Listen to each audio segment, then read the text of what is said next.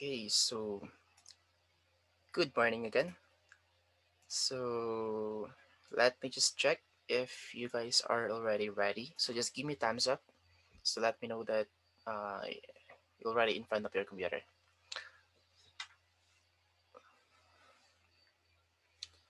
Okay, so great. Most of you are already here. So any questions so far regarding with this one? Okay, okay. So I guess none. All right. So the next one is denial of service attack or DOS attack or DOS attack. Okay. So it is an assault whose purpose is to disrupt computer access to internet service, such as web or email. So when we see DOS attack, it's a common attack to someone, a server or to certain server. Okay. It's just that the goal of that one is not to harm, not to damage someone's server. It's just to avoid the other main or the real users or the real people who's really using that application for them not to be able to log in. Okay, because DOS attack, of course. Let's have a scenario. So let's say this is a server. Okay, this is a server. We're in this server. Let's say handling a game. Okay, wherein it can accommodate 10,000 players. Okay, in one shot. And then there is this let's say computer, just a small computer can do that DOS attack. And then this uh, computer has a capability, or that person actually, of course, someone is using that computer. That someone has a capability to launch a DOS attack to a certain server. So this DOS attack is an application, okay, where it can attack a server to bring down that 10,000 users. So meaning this application can log in 10,000 users in one shot. Okay. So in just one click, okay, or two clicks, or I don't know, because I haven't done a DOS attack yet. I don't intend to bring down someone's server. So it's just that she's going to accommodate that 10,000 users. So what will happen now to those 10,000 available users? So of course, this server now cannot accept any more other users. So the real people, okay, right here, the real people, or the people who's really using this application, okay, under this server, will not be able to log in anymore. Okay, so that's the reason why you call that one denial of service, because they are being denied, okay, to this server because of this DOS attack. Okay, so I hope this one is super clear. So it's not just a game. Okay, so it could be a website, could be an email, okay, or any kind of server. Okay, and then the next one is DDoS. So this is a distributed DOS. So when I say DDoS, so we now have multiple uh, attacker. So it's not just one computer. So instead of 10,000, it can now accommodate 20,000 users. Okay, so we call that one distributed DOS. Okay, so it is a zombie army is used to attack computers or computer networks. So to avoid this one, it's now super easy nowadays, especially if you have a good router, and then if you have a updated uh, operating system, like you're always updating your the updates of your OS. Okay, so just by turning on your firewall, okay, then we can now avoid having a DOS attack. All right, as simple as that. Okay, next one is backdoor. So let's search for the meaning of backdoor. Just the kinds of backdoor. Okay, so backdoor refers to any method by which authorized and unauthorized users are able to get around normal security measures and gain high-level user access, aka root access. Okay, so mostly for them to be able to gain a backdoor, so you now have a rootkit to your computer. Okay, so even though you have a password, you've encrypted some of your file, that you already have a rootkit to your computer, then they have the capability to still uh, open that file of yours. So there's a lot of uh, kind of backdoor. Okay, so it could be cybersecurity basics like malware, ransomware, adware, could even be an antivirus. Okay, because most of the cracked version, okay, or the free trial version antivirus, they're acting, okay, as a Trojan horse. So they're like acting as a legitimate uh, program or application, but in reality, okay, it's actually a rootkit. Okay, it has another purpose. Okay, could be a spyware, hacker, or phishing. So we have many kinds of backdoor. All right. So yeah, that's the main definition of a backdoor. So it is someone who can remotely control your computer. Okay, and then spoofing. So this one is common when it comes to emails. So the one that it is attacking is the email that is being sent from this sender to the receiver. Okay, so if you're going to take a look on this diagram right here, okay, we have here the spoofer. Okay, so instead of this one will send the data to this person right here, it will go to this, let's say, middleman. Okay, so it will go first, it will stop first, or it will be sent first to a someone whom you think it's actually be whom you think it's being sent to this person, but in reality, it is being sent to this middleman. So in spoofing, he's going to alter maybe, or he's going to take advantage of that email. So maybe that's an important information that you are sending to that someone. Okay, and then yeah, so he can now do anything that he can do. All right, so I don't know. There's a lot of things that could happen when it comes to spoofing. Okay, so number one, they could alter the information that's being sent to you. Second is they will never uh, send it to you. Okay, you will receive nothing. Okay, but from the sender, they have already sent the email, but you never receive anything. Okay, so that's it for the email spoofing. We also have IP spoofing, but this one now is similar to phishing, phishing. So phishing is mostly attacking, or IP spoofing is attacking a online payment method. Okay, so it is a website wherein you're going to put your bank account, uh, bank account information wherein you're going to pay. So it's already it. Okay, and then you thought that you are uh, paying that one to real bank account number and then bank account name, but in reality, you are now being spoofed. Okay, that IP now is a fake IP, okay, or fake URL, okay. So it's just acting as uh, a legitimate website, but in reality, it's not a safe website. Okay, so we call that one IP spoofing. All right.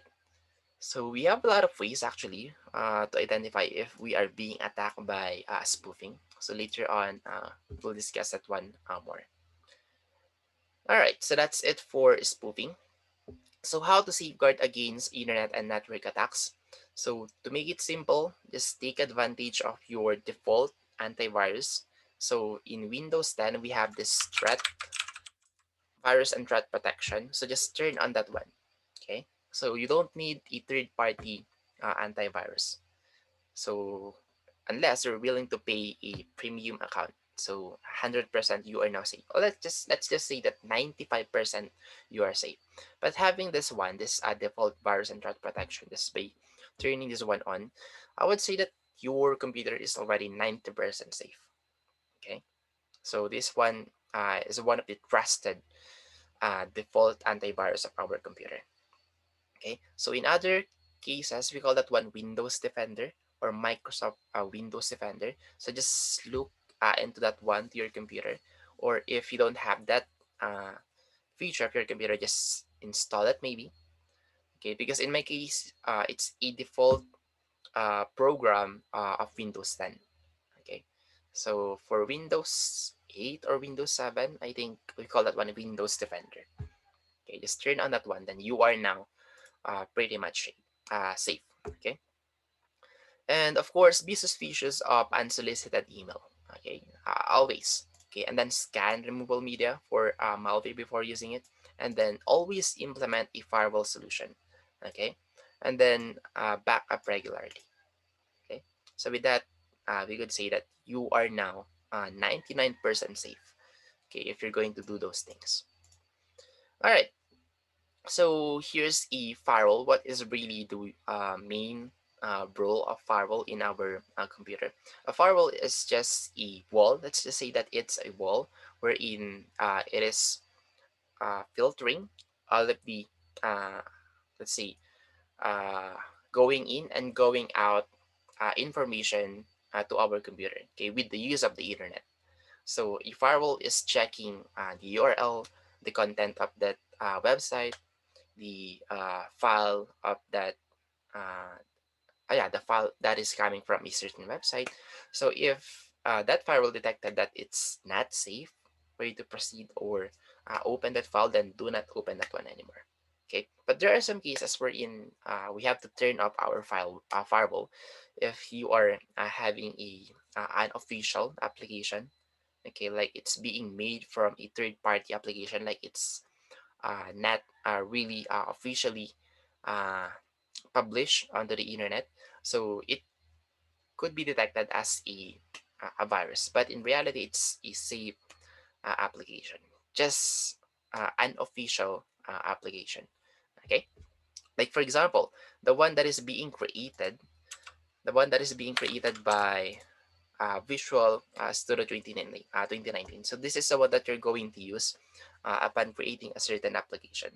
Okay, so this could create an application, but it will be detected as a virus because it's unofficial. Okay, so it didn't go to official checking of the internet or of the firewall. Okay, so that's why it's being detected as a virus. But of course, it is completely safe because you're the one who created it. Okay, so there's no virus on that application. Okay, so when we see firewall, so we could actually have two types. Okay, so before we only have software, but right now we now have hardware. So the hardware part can be found on the router. Okay, so some advanced routers have a firewall, and some of the let's say entry level router doesn't have a firewall. Okay, so just to be safe, uh, check first if that router has a hardware firewall or has a feature of firewall. So with that, your network will be safer, okay, if than having only one firewall. So you can activate to the firewall on your router and then the firewall on your computer. Okay. All right. So that's it for the firewall. And then yeah. So anything that goes in and out with the use of the internet to our network, it's being filtered, right? It is being checked by the firewall. So this is the hardware firewall. So this is where you can find the firewall of this router. And then we also have the firewall on our computer. Okay. All right. So are we clear so far up to this point? Any questions so far?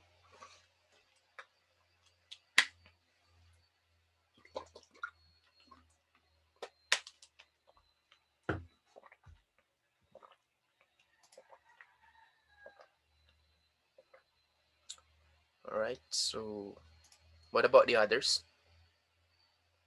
You guys have a question so far?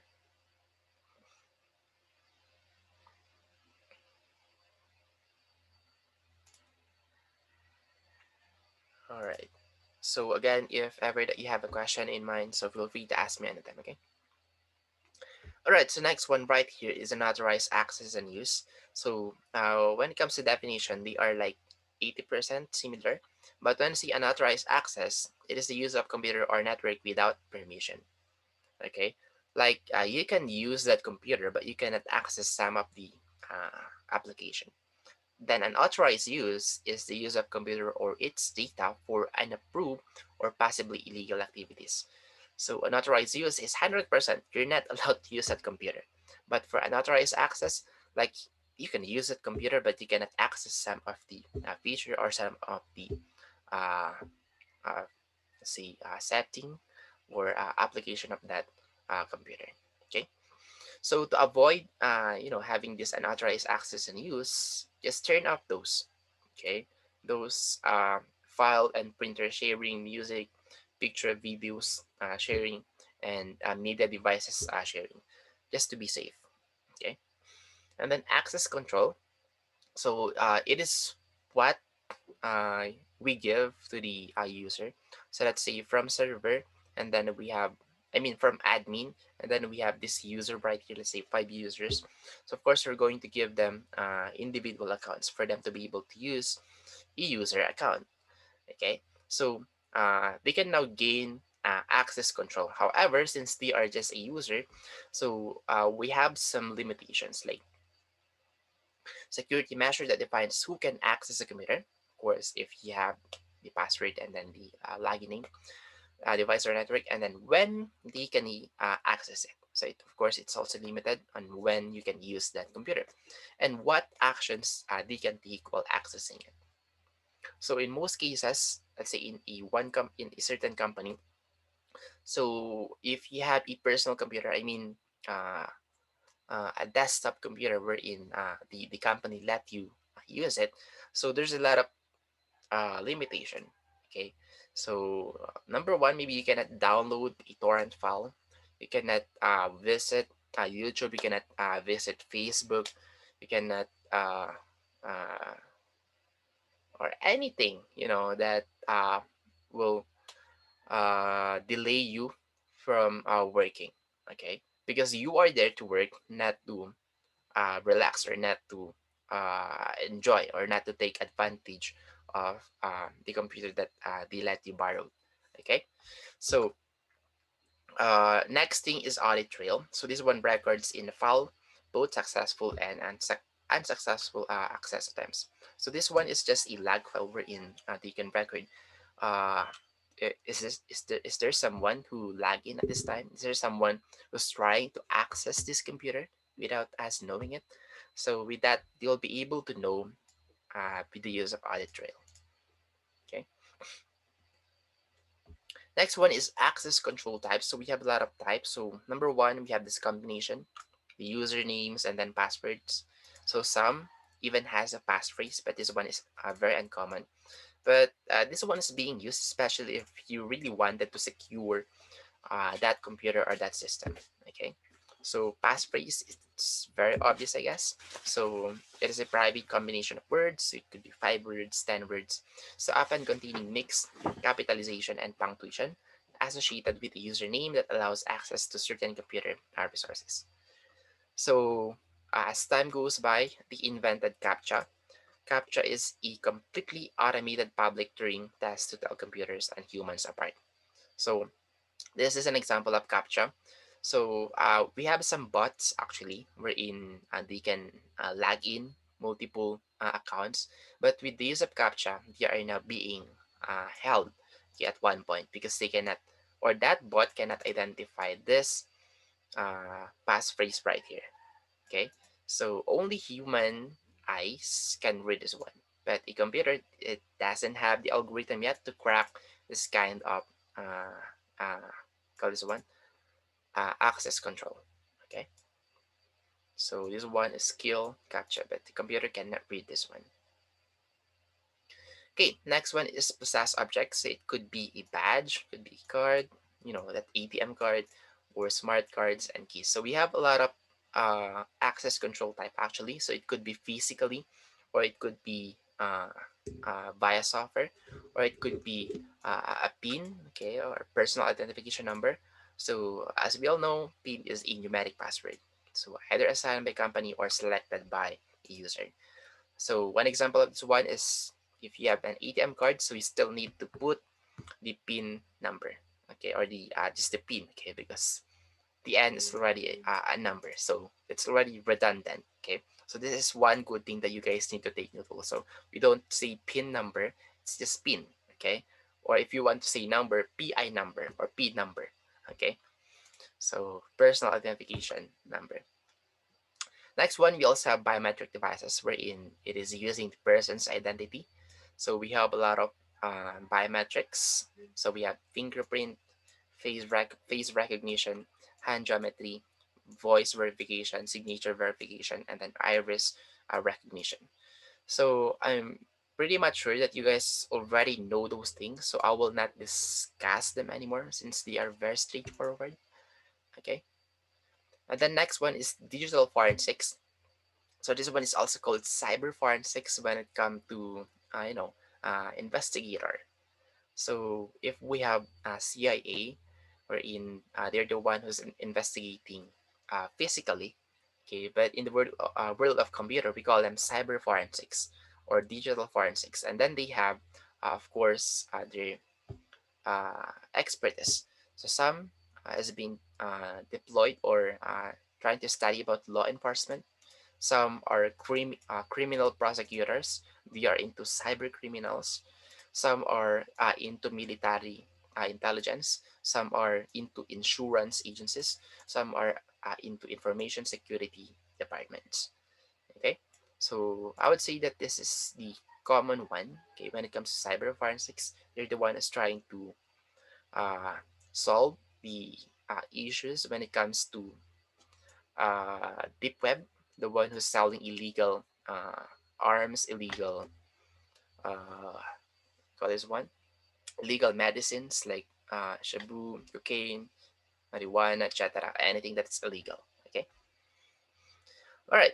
So we also have software tabs. So I think this one is also super obvious. So that's why I will not explain this one anymore. This one is very straightforward. Anyone who steals a software tab. Anyone who intentionally erases a program, software tab. Illegally registers and or activates a program, software tab. So I admit that I am one of this one.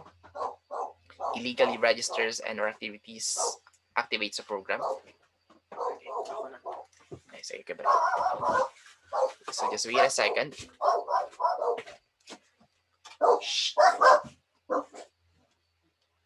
Alright, so we also have here illegally copies a program. So we could say, or I could say, that I am one of these two. Okay, so I illegally register some applications. Like uh, I tried to use what do you call this one? Uh, fake forget the term, fake license, fake product key, something like that. Like you're trying to activate a certain program, but it's actually illegal. Okay, so you should get the actual key on your website, wherein of course you have to pay it. But since I'm using a crap version, then that's already illegal. Okay. All right. So software tab. So here are the things that you can read when it comes to user license agreement.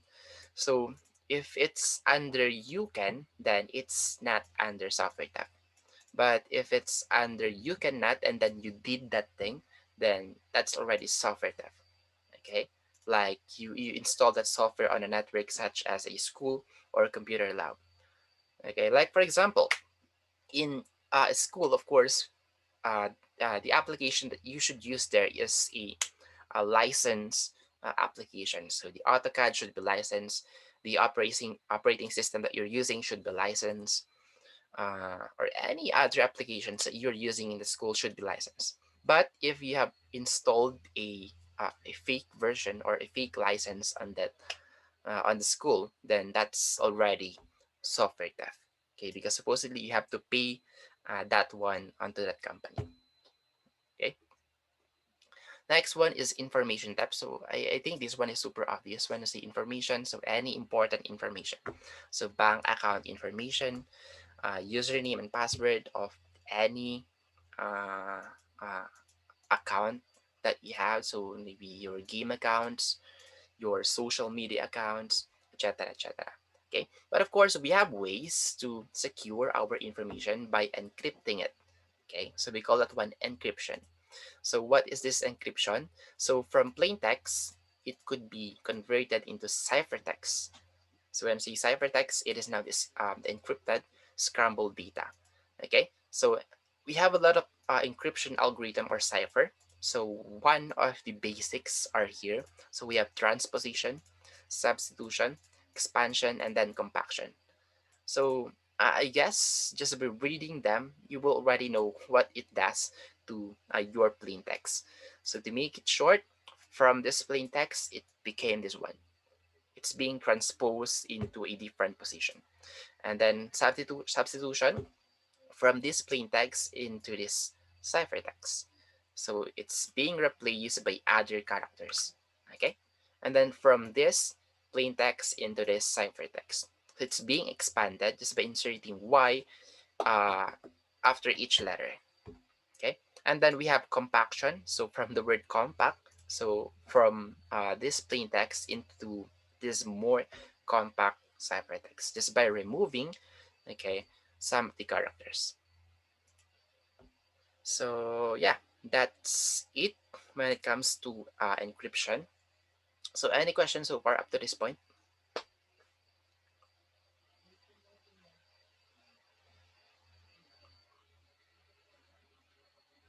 Question? So are we still clear? Can you guys still follow?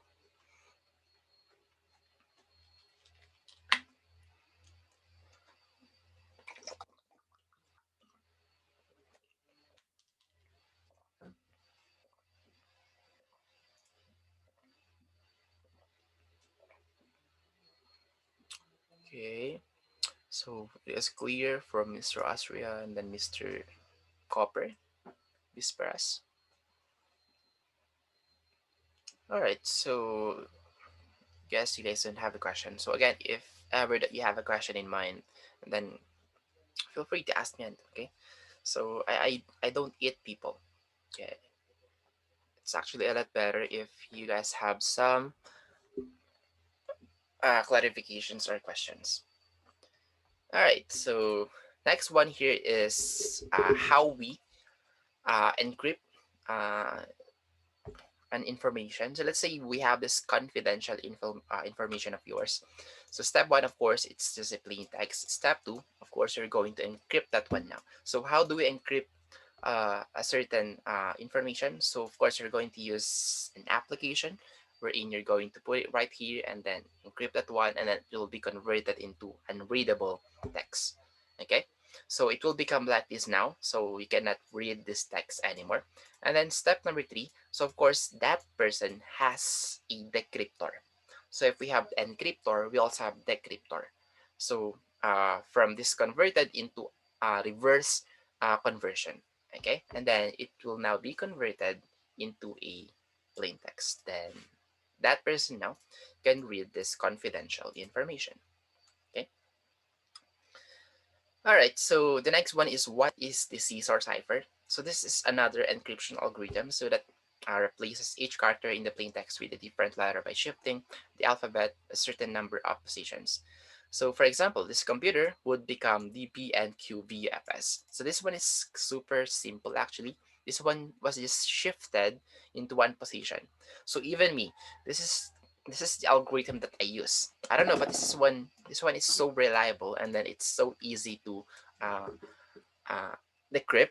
Okay, especially if since I know that's the encryption algorithm that I use, then I'm the only one who can decrypt it.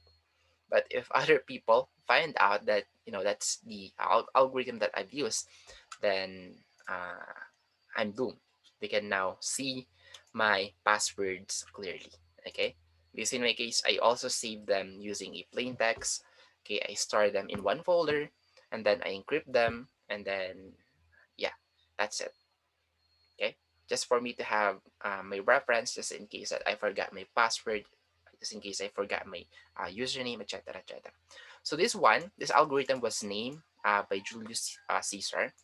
That's the reason why we call this one Caesar cipher, because it is believed he used it in his private correspondence. Okay, before, way back, I don't know, maybe 1800s, 1900s. So this is his way in encrypting his data. Okay. Next one is digital signature. So this one is also common, just to be sure that uh, an encrypted code that a person, website, or organization attached to an electronic messages to verify the identity of the sender. So even though it is encrypted data, and then we are sure that it's the data that's being sent by that person that you know, okay, but we have this second verification wherein you have to be sure that it is really the data that you are, or the data that you're receiving is illegitimate data. Okay, so how will we know? With the use of digital signature. So they are going to attach their signature, okay, onto that specific file, okay, and then with that you can now verify that it's really the data or the legitimate data that you are receiving. Okay, so it is again often used to ensure that an impostor is not participating in an internet transaction.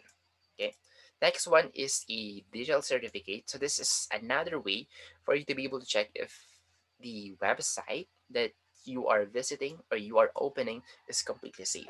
Like, because if there is a digital certificate, we can be sure that the hacker or that uh, spoofer or that cracker, so he won't be able to intercept your transaction. Okay, that is only if it has a digital certificate. So how will you know if it has a digital certificate? Like for example, maybe this Google right here. So just by clicking this one, you will see that it make a certificate is valid. Though it is still using cookies, but we cannot avoid that one anymore.